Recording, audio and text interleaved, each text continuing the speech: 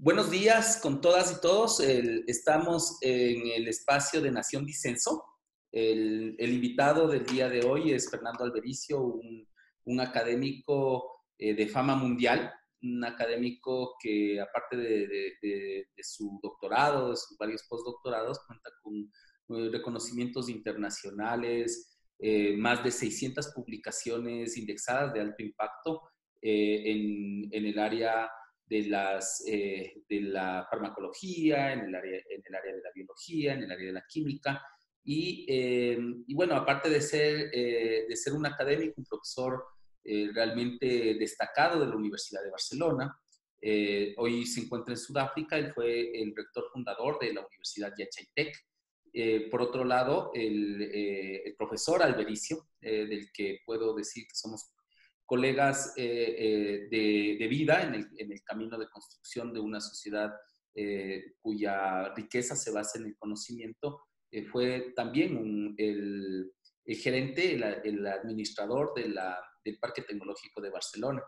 Fernando, bienvenido y bueno, decirte que estamos inaugurando este espacio de Nación Disenso precisamente como un esfuerzo de comunicación alternativa para generar puntos en democracia, de discusión y no precisamente de acuerdo o de autoalabanzas.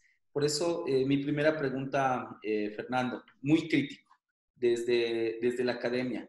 ¿Qué ha hecho falta en estos tiempos de COVID de parte de la academia para verdaderamente buscar un esfuerzo mundial para solucionar y cambiar esa forma de ver la medicina como una medicina meramente paliativa y tratar de ver más bien una medicina curativa por fuera de los intereses de las transnacionales?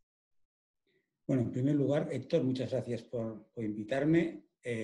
Por muchas razones me reencuentro contigo, pero más importante es me reencuentro con mis amigos y amigas ecuatorianos y ecuatorianas, que es lo más importante. Yo viví en Ecuador unos años y espero volver a vivir en el Ecuador otros años, y este encuentro pues me place y me apetece. Gracias por vuestra invitación. A ver, ¿qué ha fallado en la academia? La academia somos humanos. Yo creo que ha fallado que nos hemos dejado llevar por los egos. No hemos pensado en trabajar en red, no hemos pensado en trabajar colaborativamente. Muchos de nosotros hemos empezado a trabajar en proyectos pensando que lo podríamos solucionar nosotros solos, y el COVID no se soluciona por un único grupo en unos pocos meses. Pensemos que en el tema del descubrimiento de fármacos, ayer por la noche yo di una pequeña conferencia a los estudiantes de Yachaitec, ayer por la noche para mí, ayer por la tarde para vosotros, les hablaba de que el descubrimiento de un fármaco tarda 15 años de promedio, 12, 15 años, y cuesta 1 billón de euros el aporte económico, la inversión que hay que hacer en ello. Entonces, claro, intentamos en estos momentos con el COVID, en unos pequeños meses, solucionar este problema. Y esto ha sido uno de los errores que hemos tenido. No hemos podido conseguir trabajar suficientemente en red, diferentes académicos, y por otro lado, como decía Andy Warhol, del gran pintor, que todo el mundo tiene 15 segundos o 15 minutos de su momento de popularidad, hemos todos querido tener estos 15 minutos y hemos querido decir algo. Y muchas veces hemos dicho cosas que nos hemos contradicho. Entonces yo creo que hemos hablado demasiado, los académicos, y hemos trabajado poco en red, en colaboración. En esa sociedad en red que muchos académicos, bueno, yo vengo de las ciencias sociales y bueno, para empezar, no sé si sean ciencias stricto sensu, pero el pensador Castells habla del mundo, especialmente después de 2010, de un mundo, de una sociedad en red. Sin embargo, las cifras del Internet Report de Estados Unidos nos reflejan que más del 50% de la población mundial no tiene acceso a Internet. Y se habla de una sociedad en red que de pronto es elitista. ¿Qué tan ¿Qué tanto aporta en ese sentido la comunidad académica para no convertirse en esas reflexiones por salvar, entre comillas, del mundo, por en este caso de la búsqueda de una pandemia, de la cura para una pandemia? ¿Qué tanto hace esta comunidad científica, y hablo con un excelso representante de esta comunidad científica, para superar esas barreras? Voy a poner un ejemplo. El sentido A ver, de la ciencia es resolver problemas, ¿no es cierto? Y esos problemas a veces se ven limitados, como decías hace un momento, por el egoísmo, un principio de egoísmo y de acumulación per se. ¿Cómo ves tú el quehacer científico a partir de esta situación pandémica que nos afecta a todo el mundo y el papel de la ciencia o de la academia para poder cambiar esa situación? a ver, unos problemas, tú lo has dicho, la ciencia está para resolver problemas. Muchas veces nos creamos problemas para resolverlos. Y aquí está el error. En el tema del COVID-19 no hay la creación de ningún problema. Al contrario, hay unos negacionistas, pero no, existe el problema. Pero a nivel científico muchas veces creamos un problema. Te voy a poner un ejemplo. Muchas veces los médicos crean una enfermedad para resolverla. Y esto es erróneo totalmente. Hay muchas enfermedades y no necesitamos crear más enfermedades. Este es un problema muchas veces que el ego apodera a la academia. En los académicos muchas veces discutimos academia-industria y creemos que la vida académica es una vida mucho más honesta, mucho menos competitiva. Nos equivocamos. Yo he trabajado en la industria, yo trabajé en la industria norteamericana, en el área de Boston, y muchas veces en las industrias se trabaja de una forma mucho más honesta porque los resultados que tenemos que rendir son mucho más claros que en la academia. En la academia podemos estar toda nuestra vida hablando y sin aportar nada nuevo. Entonces yo espero que del COVID-19 nos haga a todos más sinceros, a los académicos más sinceros. Por ejemplo, yo soy un químico húmedo, de los que no yo, ya en estos momentos mis estudiantes hacen reacciones con disolventes. Soy un químico húmedo que se llama, pero ¿cuántos algoritmos se han creado diciendo que la curva se va a aplanar en tal mes o en tal otro? Por descontado, se han creado tantos que algunos han acertado, pero no tenemos, a lo mejor no son necesarios tantos algoritmos. Yo en estos momentos me encuentro viviendo en Sudáfrica, pero soy español, he vivido en muchos sitios, en Ecuador. España ya estábamos aplanados y volvemos nadie había previsto esta nueva cima en estos momentos que estamos teniendo. Yo creo que hemos hablado demasiado, los científicos tenemos que ser más sinceros y más honestos. Tenías un punto muy importante. O sea, estamos en una zona, en una vida, en un mundo globalizado, mundializado, pero para una verdadera globalización, la red tiene que llegar a todo el mundo. Yo siempre decía, una de las grandes ventajas que tenéis en Yachay, es que está cerca de un aeropuerto, 1 hora y media del aeropuerto de Quito, y que hay una buena conexión a la red.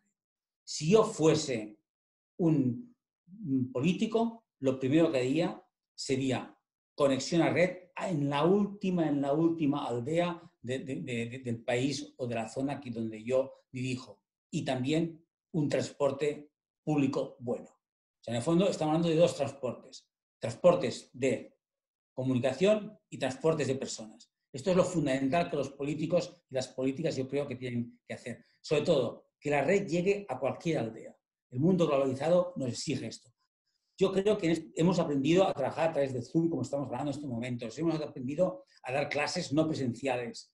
Pero esto va a marcar más diferencias entre los estudiantes. Aquellos estudiantes de clases medias altas van a tener mejores ordenadores, mejores wifi, mejores todo. Y los estudiantes de clases medias bajas van a tener peores ordenadores y peores conexiones a la red. Esto lo hemos vivido aquí en Sudáfrica. Los estudiantes de las zonas urbanas están muy bien trabajando desde casa, los estudiantes de las zonas rurales tienen que ir con sus teléfonos móviles porque los ordenadores no dan suficiente a captar la red. Entonces, este mundo globalizado puede hacer que, contrario a lo que dice Castells, haya aún más diferencias entre los ricos y los pobres. Y en esa medida, centrándonos más en América Latina, que tú la conoces muy de cerca, has vivido acá, y las semblanzas que, bueno, alejado del país, más de 4 años en tu caso, Fernando, ¿cómo ves desde afuera el reflejo de un país que pasó de ser de pronto un referente en ciertas políticas públicas a hacer todo lo contrario, ¿no? Un manejo de pandémico realmente lamentable, una lógica de depredación de los derechos colectivos? Pero ¿cómo ves tú desde el punto de vista científico, teniendo en cuenta esta última reflexión que tú hacías de la exclusión que representa el no estar simplemente conectado, no tener un dispositivo adecuado para estar conectado a la red? ¿Cuál es tu perspectiva del Ecuador respecto del futuro? ¿De qué es lo que se viene para el mundo? Si te acuerdas, fuimos muy criticados, y hablo en primera persona plural, fuimos muy criticados porque habíamos, sobre todo tú lo diseñaste, yo me uní al proyecto al principio, la ciudad del conocimiento y la universidad en un sitio alejado de las dos grandes urbes del Ecuador, de Guayaquil, de Quito e incluso de la tercera, Cuenca. Y fuimos muy criticados. Y se decía, yo había también trabajado anteriormente en Ecuador, que todo este nuevo parque y Quito, ¿te acuerdas?, tenía que estar al lado de Quito. Aquí este es el gran error que hay. O sea, fue el gran punto positivo fue instalarlo allá para poder hacer de la zona de Imbabura me gusta decirlo, una nueva California. Entonces, allá, en aquellos momentos, fijaos, estoy hablando de la zona de San Diego, no estoy hablando de Los Ángeles, San Francisco. Imbabura tenía que, para mí, ser San Diego, cerca de la frontera con Colombia. Esta era mi idea y es mi idea de Yachay en este momento. Tú me has dicho que falta en los académicos y te he contestado. Sobra egoísmo y falta sinceridad. ¿Qué falta en los políticos? Liderazgo. Yo creo que esto es muy importante. O sea, y el liderazgo, hay muchas definiciones de lo que es un líder, una lideresa. La mía es aquel líder, es aquel que sabe entender lo que el pueblo necesita, lo traduce y lo emite. Para mí esto es un líder, una líder. Y yo creo que muchas veces, en muchas comunidades, falta liderazgo. O sea, antes de entrar contigo a hablar, he tenido una mala noticia. El vicerrector de investigación de nuestra universidad en Sudáfrica ha dimitido y se va a otra universidad. Era muy bueno. Y es una noticia terrible, porque es un gran líder. Es un gran líder. Entonces, a nivel político y también a nivel académico, antes hablábamos de científicos que trabajan, pero ahora estamos hablando de los científicos que dirigen, se necesita líderes. Y en estos momentos de crisis tremenda sanitaria,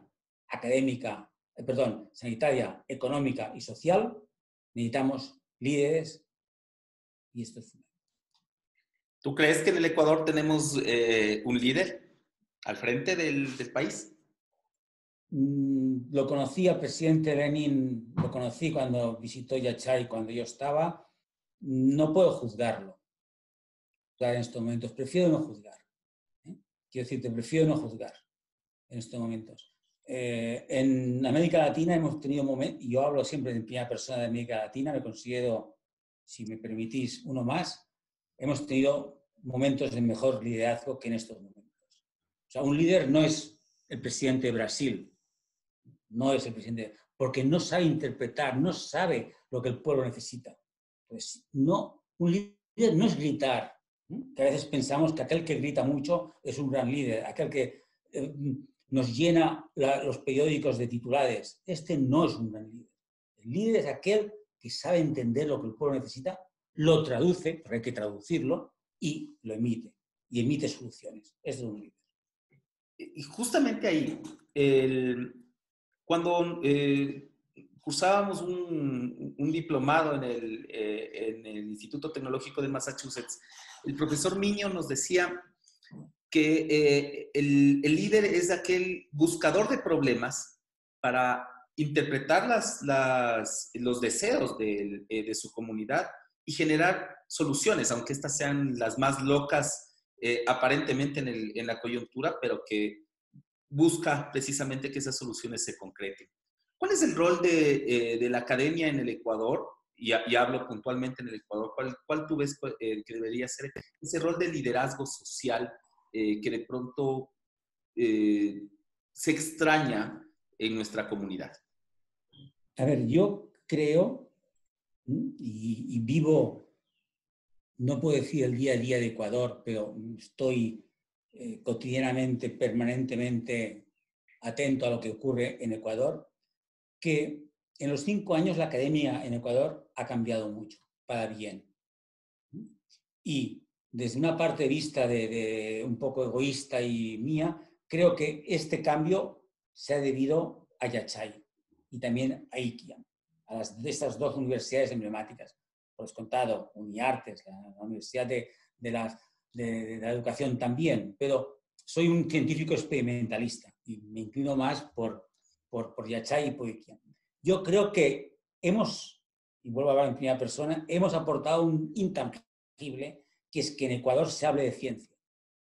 Antes del 2015, yo estuve trabajando para otra universidad como consultor de Quito, una buena universidad, ni en aquella universidad se hablaba de ciencia. En estos momentos en Ecuador se habla de ciencia, se habla de ranking, se habla de papers, se habla de índices H, se critica, se habla de, en Twitter hoy hemos tenido una discusión sobre el EndNote, sobre el software libre. Todo esto es un Ecuador diferente del que yo conocí en el 2000, que fue en el 2010, perdona, que en el 2009, que fue mi primer viaje al Ecuador, y cuando me fui a vivir con vosotros en el 2014. Y esto es gracias a que existen unas buenas universidades en Ecuador, públicas y privadas. Yo siempre me he formado en la universidad pública, pero las universidades son buenas o son menos buenas, y si es una universidad privada, ¿por qué no? Has hablado de MIT, una universidad privada, excelente, Harvard, privada, Stanford, privada. No tenemos que tener miedo a las universidades privadas, hay que apoyar las públicas, pero hay que colaborar con las privadas, esto lo tengo clarísimo. Entonces, hay buenas universidades y estas universidades se han visto empujadas por alguien que era Yachay Poikian, que hacía las cosas diferentes y que las hacía tal como los cánones internacionales, como este mundo globalizado, lo están haciendo. Y estas otras universidades, que estaban un poco en stand-by, se han puesto las pilas y ¡pum! O sea, yo creo que a nivel académico en Ecuador estamos viviendo un buen momento. Podemos estar mejor y espero que estemos mejor. Pero yo soy optimista. Mira, Fernando, aterrizando en Yachay y, digamos, probablemente entre tu persona y mi persona haya estado claro el concepto de un parque tecnológico. ¿Le puedes contar un poco a la gente qué es un parque tecnológico y qué se perseguía con Yachay? Porque muchas veces hay esa confusión, ¿no? O sea, dicen, bueno, Yachay era una universidad y muchos de los ex rectores o de los rectores vigentes ahora, muchos políticos, señalaban, sí, se están destinando $1.000 millones, que es el costo de desarrollo de un fármaco, tú lo mencionabas hace un momento, para construir o alimentar el ego de un gobernante, y cito palabras de un señor Villavicencio, que fungía como académico, y que decía, bueno, este es un proyecto personal de Rafael Correa en el cual quiere crear una universidad a la carta. ¿Le puedes contar un poco a la gente, más allá de tu experiencia en Yachay como en tu momento administrador del Parque Tecnológico de Barcelona, qué es un parque tecnológico y qué queríamos hacer en Yachay? En el año 95 me llamó, yo volví de Estados Unidos, que trabajaba en la 128, volví en Estados Unidos, que es un parque natural, lo conoces bien. Yo trabajaba en la 128, una empresa norteamericana, Y volví a la universidad y me llamó el vicerrector y dice, Fernando, tenemos que crear un parque científico. Viaja un poco, has estado ya en Boston, viaja un poco y hacemos un modelo. Hicimos el modelo Barcelona. En estos momentos, Barcelona, gracias al Parque Científico de Barcelona, somos el primero o segundo hub en biotecnología en Europa. Se crearon empresas. Ayer leí que una empresa de un estudiante mío, de mi grupo, ha licenciado su producto a China en 88 millones de dólares. Milestones, pero al final son 88 millones de dólares. Un estudiante del año 2004-2005, inteligente. Si no hubiese existido el parque científico, este estudiante se hubiese ido a la academia, ya sería profesor, buen profesor, pero yo creo que él está haciendo mucho más por la sociedad en general, creando una empresa, que siendo profesor. Desde la academia y desde algunos gobiernos, de algunos políticos de izquierdas, creemos que la empresa es nuestro enemigo. Totalmente equivocado. Antes has dicho que yo tengo 600 papers, te corrijo, 900. O sea, yo soy un mal académico, con muchos papers. Pero yo he trabajado toda mi vida con la empresa. Y con la empresa trabaja bien y estás mucho más focalizado. Mucho más focalizado. Entonces, una definición que todo el mundo va a entender lo que es un parque científico. Es un punto de encuentro entre la academia y la empresa para el bien de la sociedad. Punto. Los tres vértices. La academia y la empresa se encuentran para el bien de la sociedad. Y esto es lo que intentamos, y habría que recuperarlo porque en estos momentos, ayer se despidieron a 400 personas de Siembra EP, creo, se tendría que haber hecho y se tendría que hacer en Yachay, en la ciudad del conocimiento. Hablábamos en aquella época de crear, de construir, y se había hablado, y yo había hablado contigo, una empresa para fabricar vacunas. Si en aquel momento, hablo del 2015, no estoy hablando del siglo pasado, hablo del 2014 y 2015, se hubiese creado esta empresa para producir vacunas, en estos momentos Ecuador podría producir la vacuna que fuese, la de AstraZeneca, la de Oxford. Fijaos otra vez, Oxford y AstraZeneca. La mejor universidad del mundo, o una de las mejores, y una empresa, trabajando conjuntamente. Y Ecuador podría estar produciendo para toda América Latina, para Ecuador y para América Latina.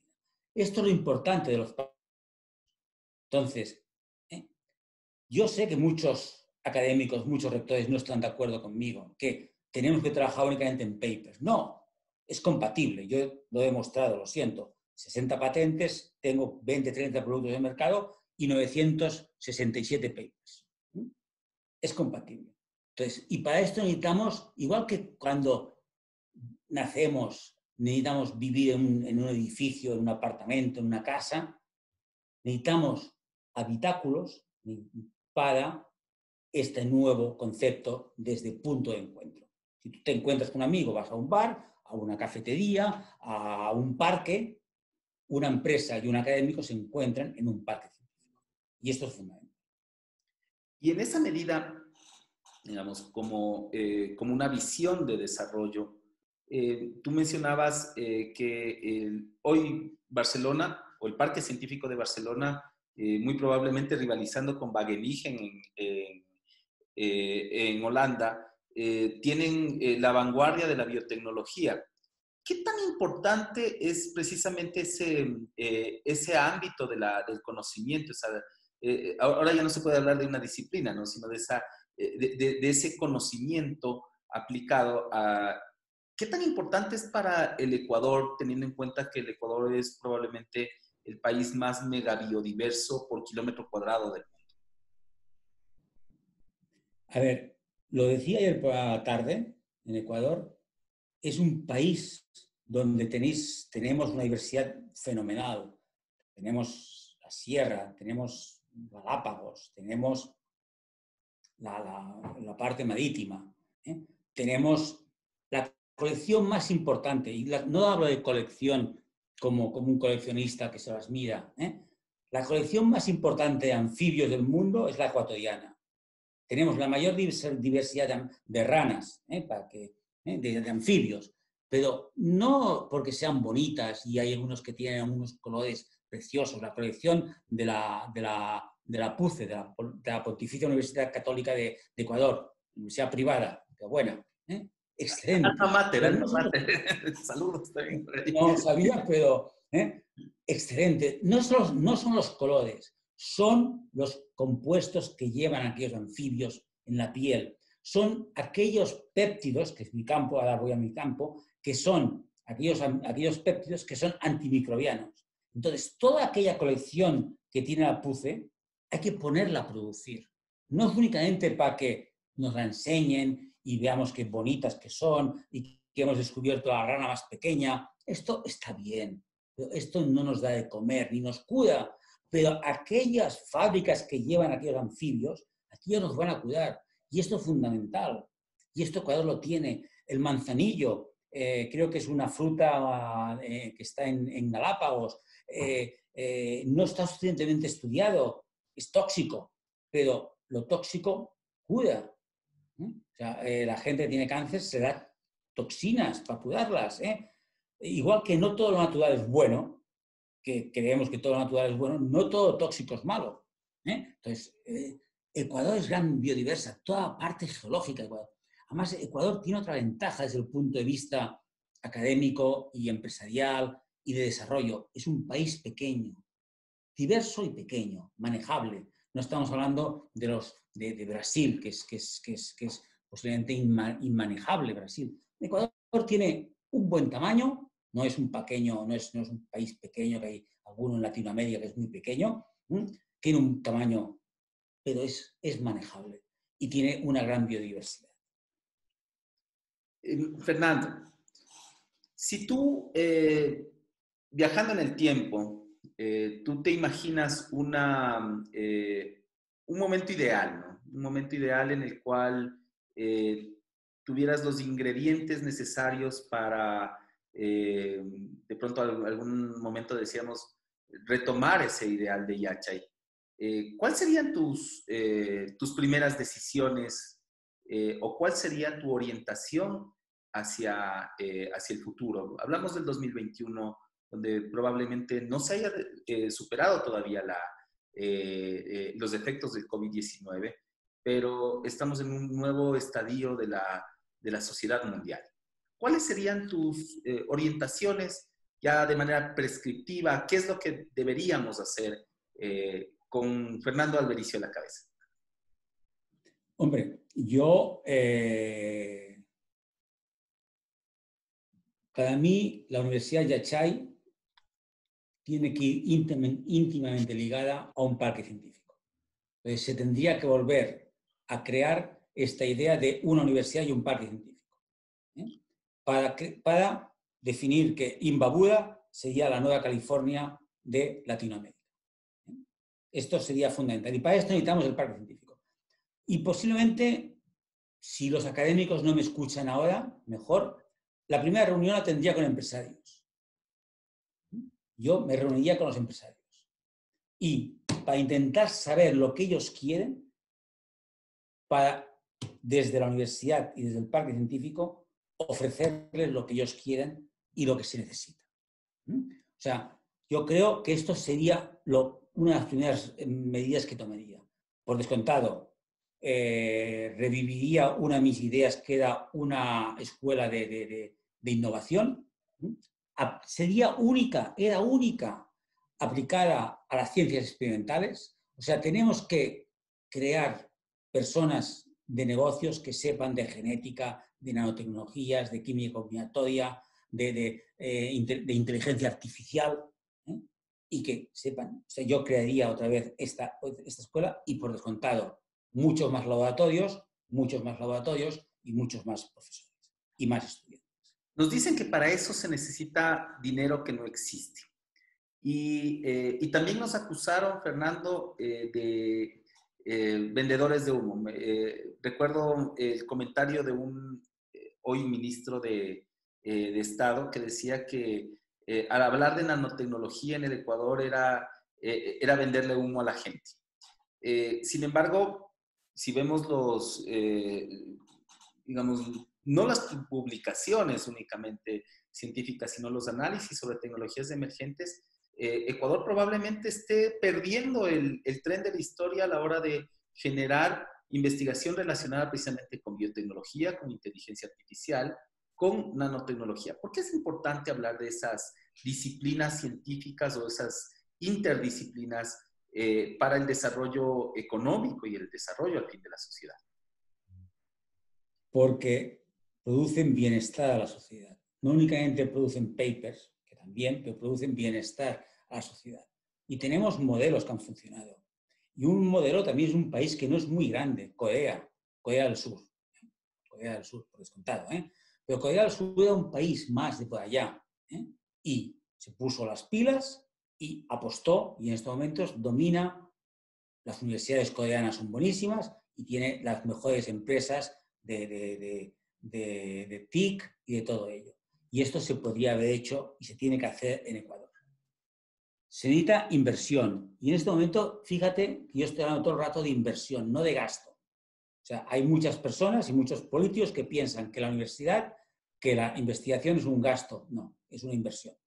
Es una inversión y esto no hay ningún punto de duda. O sea, nunca hablemos de gasto con la universidad, con la academia. Es una inversión. Sí, se necesita una cierta inversión, ¿eh? Pero también se pueden buscar partenariados, también se pueden buscar alianzas. Y esto es fundamental.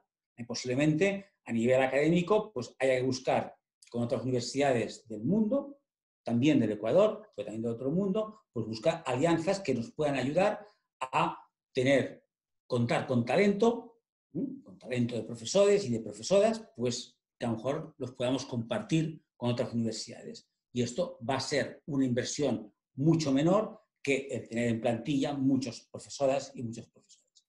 Y luego, esta primera inversión que se tiene que hacer en un parque científico, al cabo de unos años, no son en unos meses, la vacuna del COVID no ha venido en unos meses, veremos, al cabo de unos años, esto hay lo que se llama el ROI, el Return of Investment. Entonces, el retorno de la inversión. Entonces, esto es lo que hay que hacer. Entonces, yo no tengo ninguna duda que y países como Ecuador se pueden, basados en la biotecnología, en la inteligencia artificial, en las nanotecnologías, se pueden ayudar a despegar. Fernando, un poco para ir concluyendo, y esto más desde el punto de vista personal, ¿cuál fue el momento más feliz que tú tuviste en lo individual y a lo mejor en lo familiar en Ecuador? No me preguntes el momento más triste, ¿vale? No, el más feliz, porque queremos compartir felicidad El con más esto. triste lo conoces, ¿vale? El más... Yo me avanzo a tu pregunta. El más feliz, en octubre del 2014, en la ceremonia que tú estabas, en la ceremonia inaugural de la primera generación que empezaba en el primer año. No estoy hablando o sea, en marzo también fue gran día, pero yo en marzo, en marzo del 30 de marzo creo que fue, que estaba el presidente Correa, que tú también estabas, yo había aterrizado un avión y no sabía a lo que iba. Me habíais engañado. Contento, ¿eh? Pero me habíais engañado, ¿vale? Entonces no era consciente, era como, si me permites, tuviese, iba a decir, algo de alcohol, digamos, mal de altura, ¿eh? Que es más Soroche, políticamente correcto. Soroche. ¿Sí? Exacto, ¿eh? Soroche, ¿eh? Y no era consciente. En octubre del 2014, cuando vi a aquellos estudiantes, que aún estoy en contacto con todos ellos, con las familias, que estoy en contacto con las familias de todos ellos, este fue el momento más feliz en Ecuador y posiblemente el momento de los momentos más felices de mi vida. Y intentaré repetirlo. Hablas del momento en el cual se iniciaba el semestre formalmente, porque lo que hicimos en marzo fue el 30 de marzo, que lo recordamos con mucha alegría, y varios de los internautas que nos observan recordarán ese discurso enorme de Daniel Armijo, en el que lloraba el presidente Correa por ver verbalizado tal vez o escuchar y sentir la emoción de jóvenes que no habían conocido el país de los golpes de Estado, de la miseria, del feriado bancario, jóvenes que iniciaban una nueva vida pensando en el Ecuador de la ciencia. Y en octubre precisamente iniciaba formalmente su primer semestre académico, porque lo que inició en marzo fue la nivelación. La nivelación. Y ese primer semestre académico yo recuerdo con mucho agrado cuando recibíamos los profesores de 71 nacionalidades. 71, muy cosmopolita, ¿no?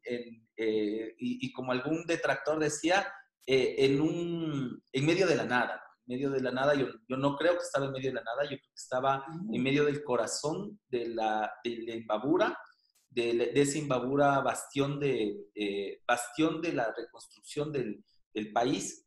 Y quiero llamar la atención sobre este hecho fundacional también de octubre de 2014, porque en esa fecha, Fernando, tuvimos la posibilidad de incubar un ideal, diría yo, un ideal de país distinto.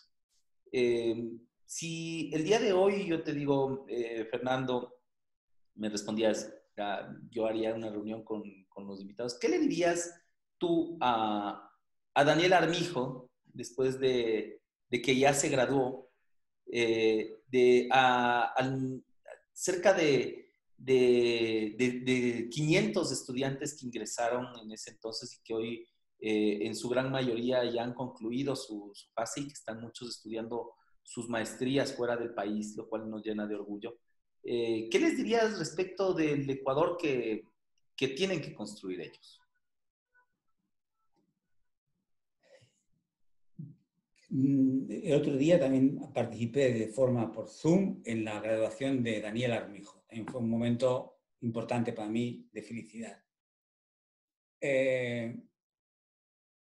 Que transmitan lo que ellos han logrado.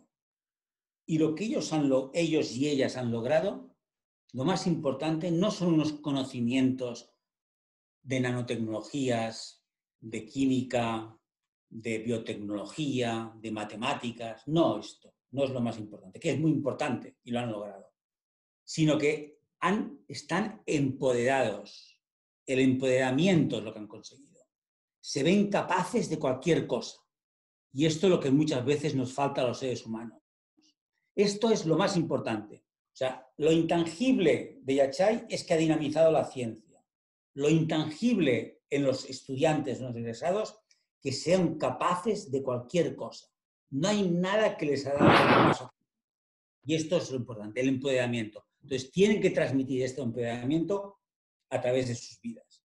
Y llegarán muy lejos. Yo aquel día, en octubre, dije que estaba convencido que la primera presidenta de la República de Ecuador se encontraba, o unas presidentas de la República de Ecuador, dije presidenta, no dije presidente, dije presidenta, se encontraba en aquellos momentos con nosotros. Y lo sigo pensando. ¿Por qué? Por el empoderamiento que Yachay les ha dado. Aparte de unos conocimientos, aparte de unos papers, aparte de saber inglés. Porque repito que otras apuestas que hicimos es que las clases se dan en inglés. Y el español es una lengua preciosa, nos sirve para hablar entre nosotros, pero científicamente es el inglés. Aparte del inglés, de los conocimientos, están empoderados, se ven capaces de enfrentarse a cualquier problema y a resolverlo. Y es precisamente con ese mensaje que quisiera cerrar esta corta entrevista, comprometiéndote a seguir trabajando por el desarrollo del Ecuador, y eso implica resolver problemas, y vaya que los tenemos y muchos hoy en día. Y quisiera finalizar este espacio, Fernando, con probablemente una banalidad para muchos. Para mí es importante porque la cultura en el Ecuador tiene mucho que ver con el momento de sentarnos a comer. ¿Cuál fue tu plato favorito y cuál es el momento que más atesoras como como vivencia de esa interculturalidad ecuatoriana? Soy de Barcelona. Barcelona es una ciudad marítima. Vivo en Unsloti, en Durban, enfrente del Océano Índico. Ayer vimos ballenas enfrente de casa, delfines muy a menudo. Mi plato favorito es el ceviche. Yo creo que aparte el ceviche te junta con una serie de sabores y con una serie de olores y una serie de sensaciones que también te habla de la biodiversidad, ¿eh? de Ecuador. Hay mar, pero también hay tierra en el ceviche. Entonces yo me quedo con el ceviche. Me gusta comer, como de todo, cuis por descontado, cualquier cosa, pero si tengo que quedarme con algo, me quedo con un ceviche y una pilsener. Y hago propaganda y con perdón. Bueno, queda la Pilsener y el ceviche pendiente en tierra equinoccial, Fernando. Para cerrar, te quiero agradecer un montón por tu apertura, por tu sinceridad. Creo que pasados los años y cuando tuvimos nuestro primer acercamiento, igual por videoconferencia, tal vez no tan nítida como la de ahora, me permito retrotraerme a esa fecha en 2013, cuando te comentábamos que habíamos aprobado una ley para la universidad y tú me dijiste, bueno, sí, está bien la universidad, pero ¿qué hay más? ¿No? ¿Qué hay más? ¿Cuál es el proyecto gancho? ¿No? Y decíamos, bueno, vamos a crear un parque tecnológico, el primero en América Latina, y soñamos con un país diferente. Evocarte esa sensación desde hace 7 años y enviarte un abrazo de compatriotas, porque creo que esta patria grande, esta patria latinoamericana nos convoca a buscar más soluciones, a buscar más ideales y simplemente dejarte con un final sobre la creatividad. ¿Qué le dices al mundo, a ese internauta que nos sintoniza ahora sobre la creatividad? Yo creo que muchas veces asociamos la creatividad únicamente a los artistas. Yo creo que cada uno de nosotros y nosotras tenemos que ser creativos. Tenemos que ser creativos en nuestra profesión, ¿sí? Tenemos que ser innovadores en nuestra profesión y también en nuestra vida personal. Y este empoderamiento que tienen los estudiantes de Yachay, las estudiantes de Yachay, también pido que lo autotrabajemos los que no hemos sido estudiantes, alumnos de Yachay. O sea, esta locura que yo tuve el 30 de marzo de llegar allá y aceptar, y esta locura que me gustaría volver a tener, volver a aceptar otro reto en Ecuador, creo que es lo que me hace mantenerme joven. Y, como dicen muchos, no me pienso morir. Viviré muchos años para tener muchas más locuras. Esto es una broma. Nuevamente el abrazo de siempre, Fernando. Los mejores deseos, el mejor ¿Has de los visto? vientos. Y no me quiero despedir sin antes que nos cuentes la historia chiquitita, tal vez en un minuto, de esa escultura. Esta escultura es una de las esculturas que está en el jardín de Yachay. Yo en aquellos momentos vivía en el chalet y estaba cada día de paso del chalet al rectorado y a las aulas y a los laboratorios, pasaba por delante esta escultura. Y Henry Erazo, no sé si te acuerdas, que era el coordinador pues la preparó, la encargó para mí y ha ido conmigo a toda parte del mundo y está siempre en mi mesa. Es mi referente y si alguna vez dudo, la miro y adelante. Adelante entonces, a recuperar la patria. A recuperar la patria. Héctor, un abrazo. Otro para ti.